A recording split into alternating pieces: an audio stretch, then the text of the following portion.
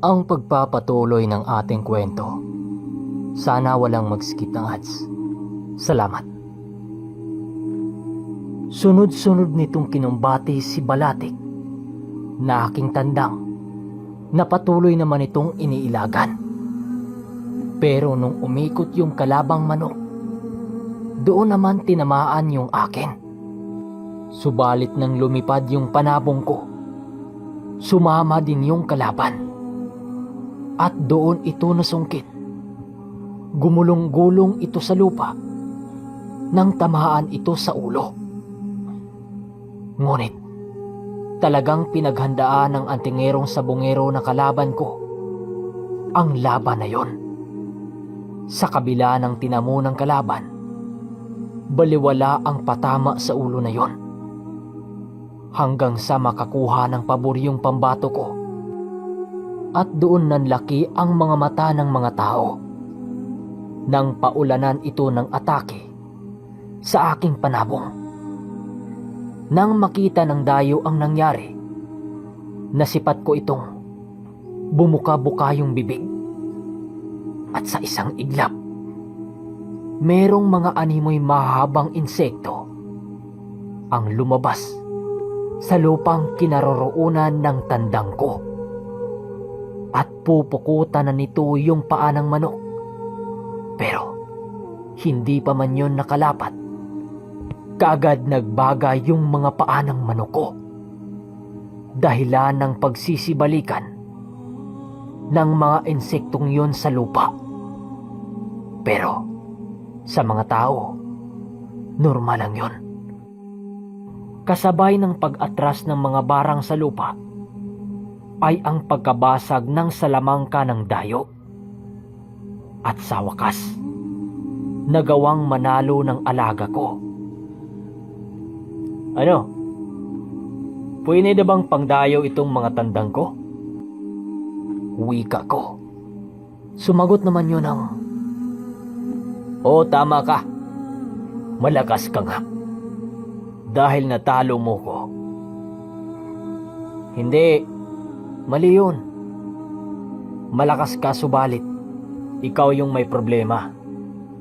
Hindi sa lahat ng bagay ay kailangan mong humanap ng makatapat para lang sabihing malakas ka.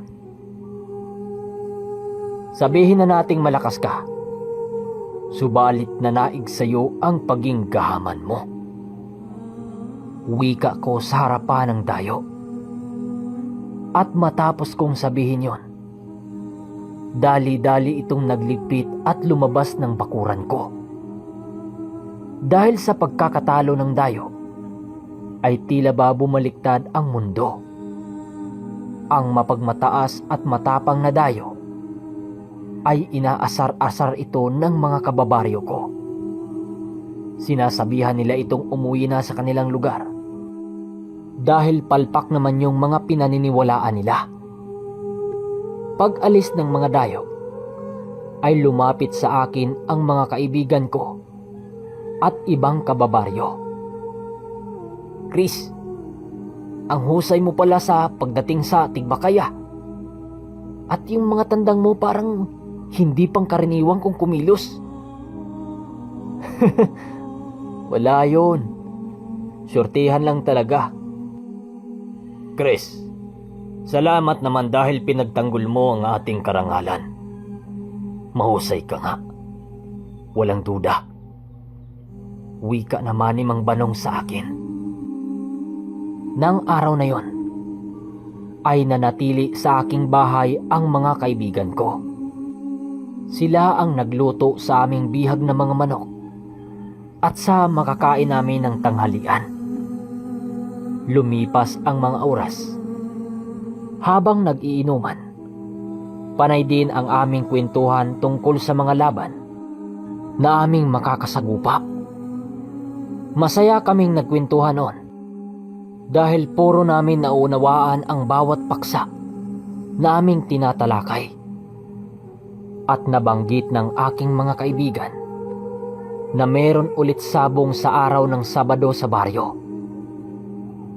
Hanggang sa sumapit ang hapon, nagsisiuwian na ang mga ito at isa-isa na itong nagpaalam na bumalik na sa sentro ng baryo. Kinagabihan ay maigi naman kaming nag-uusap ng aking lula. Nay, baka ito na ho ang pagkakataon para makaahon tayo sa hirap at ang mga manok ko ang daan. Pero Nay, ayos lang ba na bukod sa pagiging mananabong ko, manunugis din ako ng mga aswang o manggagamot? May mga bagay kasing nararanasan ko na hindi ko mapapaliwanag. Pakiramdam ko, parang isa na akong dalubhasang manggagamot. Anak, Chris, sinasabi ko na nga ba, hindi ka na mahirapan sa pagsanay dahil sa ginagabayan ka ng iyong lolo. Hayaan mo. Gagabayan ka niya hanggang sa magtagumpay ka. Wika ng aking nanay noon. Dahil sa mga pangyayari, animoy nakangiti akong natutulog. Hanggang sa pagising ko kinaumagahan, ay nararamdaman ko pa rin ang kasayahan. Subalit di pa man ako bumangon, tinawag ako ng aking lula.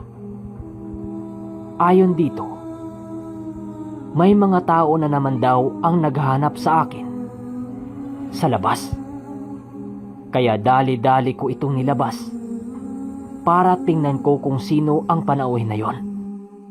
Subalit kahit saan ako sumilay, wala akong nakikita. Nay, baka naman hindi ako ang kanilang hinahanap. Malay nyo, baka dyan sa mga kapitbahay natin ang kanilang pakay. Matapos kong sabihin yon, ay isinapagwalang bahala ko na lang ang sinasabi ng lula ko. Kasi ang sabi niya, may mga tao pero kapag lalabasin ko naman, walang mga tao. Kampante naman wala akong naengkwentrong mga demonyo dahil alam ko kung sino ang mga nakakarap ko. Hanggang sa lumipas ang ilang araw, doon ko napapansin ang kahinahinalang mga panauhin na pasimpleng lumapit sa akin. Paminsan-minsan kasi, merong nagmamasid sa tuwing may ginagawa ko, maging sa aking paglalakad. Hindi ko ito pinapansin. Hanggang sa merong dumalaw sa labas sa aking pamamahay na 3 lalaki. Sa pagkakaalala ko, nasa mga dapit hapon na itong nangyayari. Nagawa ko pang tanungin ang mga lalaking ito sa kanilang pakay, subalit hindi ito sumasagot. Nang maramdaman kong hindi ko makakausap ng matino ang mga lalaki, pinili kong labasin ito doon sa may aming bakuran. Pero alam nyo ba, na habang naglalakad ako, pasimple ko nang inuusal ang mga katagang lumitaw sa aking isipan. Matapos ko yung usalin, nakita kong haharurot na sana ito sa pagtakbo. Kaya ang ginawa ko, pinili kong hawakan ang kahoy na nagdudugtong sa mga bakod ng aming bahay. Hindi ko alam pero paghawak ko sa mutya ng durian, ay lahat ng punong kahoy na naroon sa aming bahay ay lahat nagsisiyukuan. Dahil sa kusang ginawa ng katawan ko, biglang natigilan ang mga ito sa kanilang paglalakad, kaya kaagad ko itong nilapitan. Sino kayo? Anong kailangan ninyo? Wika ko. Hanggang sa may sumagot sa isa sa mga ito sa akin.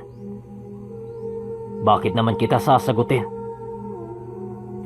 Dahil sa sinabi nito, hinawakan ko ang pagmumukha nito at inihipa ng dasal. Nang akmang hawakan ko na ito sa liig, naantala naman ako sa aking ginagawa nang maramdaman kong papalabas ng bahay si Lula. Chris, maghunos dili ka. Alalahanin mo, hindi ka mamamatay ng tao. Tingnan mo ang paligid mo. Anong sasabihin ng ating kababaryo sa oras na saktan mo ang mga yan? Hindi ba't ikaw ang kasuklam-suklam sa lugar na ito? Nang marinig ko ito, agad naman akong napatingin sa bawat bahay ng aming baryo. Pagsilay ko sa mga bahay na yon, nakita ko ang mga matang pasimpleng nakatitig sa akin sa mga siwang ng bahay nito. Hindi ko alam noon pero parang kusang gumagawa ang katawan ko. Dahil sa mga napansin ko, agad kong binitawan ang lalaking aking nadakip. Bago umalis ang mga lalaki, nagawa pa nitong magbanta sa akin ukol sa magaganap na digmaan na aking kakaharapin. Tandaan mo, antingero, kahit anong lakas ng karga mo, hindi ka pa rin uubra sa hanay ng aming mga mandirigma. Pagsisisihan mo ang pagpatay mo sa anak ng aming pinuno at sa mga taong pinahiya mo kahapon. Nang marinig ko yon, naging palaisipan naman ito para sa akin tungkol sa mga sinabi nito. Wala naman akong natatandaang pinatay ng mga nilalang, pero yung mga sabungerong sa lamangkerong nakalaban ko kahapon, naalala ko. At naalala ko ang sinabi ni Lola, maging sa larangan ng sabong, meron akong masasagasaang mga nilalang na may lihim na pagkatao. Sa pag-alis nito sa paligid ng aking bahay, agad ko namang nilapitan ang aking lula. Nay, pasensya na ho kayo ha, dahil masyado akong nagpapadalos-dalos dala ng aking galit. Ang kaligtasan lang ho natin ang iniisip ko. Hindi po kasi sila pangkaraniwang tao. Dahil sa mga naramdaman ko. Huwag mo kong alalahanin, Apo.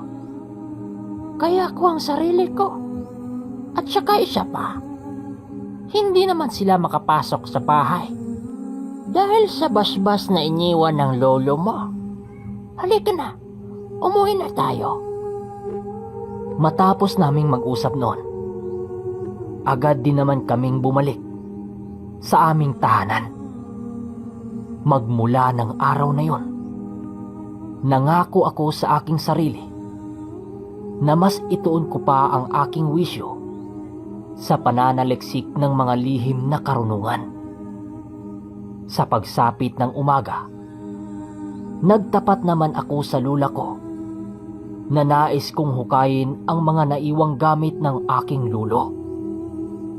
Pinayagan naman ako nito dahil alam ni Lola na gagawin din ito ng kanyang asawa kung sakaling nabubuhay pa ito.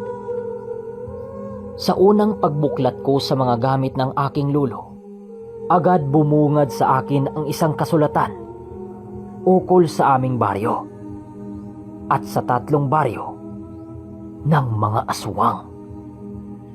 Nagulat ako kasi ang lugar na palagi ko palang dinadayo ng sabong ay lugar pala ng mga aswang. Meron itong lagta at dugo ng aking luluturo na siyang nagbibigay proteksyon sa aming baryo. Ayon sa kasulatang nabasa ko, na hinayaan ng aking lolo ang mga gawain ng mga aswang sa labas ng aming baryo. Basta hindi ito mananalasa o mamimirwisyo sa aming lugar. Nalaman ko rin sa kasulatang yon na meron ding kasunduan ang aking lolo sa mga nilalang na ito na siyang nagpapanatili ng kapayapaan sa aming baryo. Doon ko rin nabasa sa mga ito ang mga hukbo ng mga ito na halos hindi na magawang mabilang dahil sa sobrang dami. Karaniwang nakatira ang mga aswang na yun sa mga yungib at bundok dahil ayaw nila sa lugar na pinagkukumpulan ng mga ordinaryong tao. Hindi rin daw basta-basta ang mga nilalang na ito dahil may dugo ito ng mga nilalang na kung tawagin ay anggitay. Kilala ang uri ng aswang na ito bilang malakas sa kahit na anong digmaan. May kakayahan ding magbigkas ang mga ito ng mga karunungang lihim na nasa panig ng kadiliman. Sa pagpapatuloy ko sa pagbuklat sa libro, doon ko naman nakita ang punong kahalintulan ng puno ng durian. Nang makita ko ang bagay na yon, agad ko namang tinawag ang aking lula upang matanong ito tungkol sa nakaraan ni Lolo Turo. At nang inilahad ng aking lula ang nakatagong sikreto, ay halos kinilabutan ako. Sabi ko na nga ba, di ba? Kalintulad ito sa bertud ng bubuyog. May kahawig lang naman. Naalala nyo yung sa part 6, yung pinatay niya yung demonyong sumanib sa matanda. Yun kaya ang pahiwatig ng mga lalaking yon. At saka yung mga sabungerong dumayo sa kanila na mga bunggaitan din. Hindi kaya lahi yon ng mga aswang para manmanan itong si Chris? Ito naman ay duda ko lang.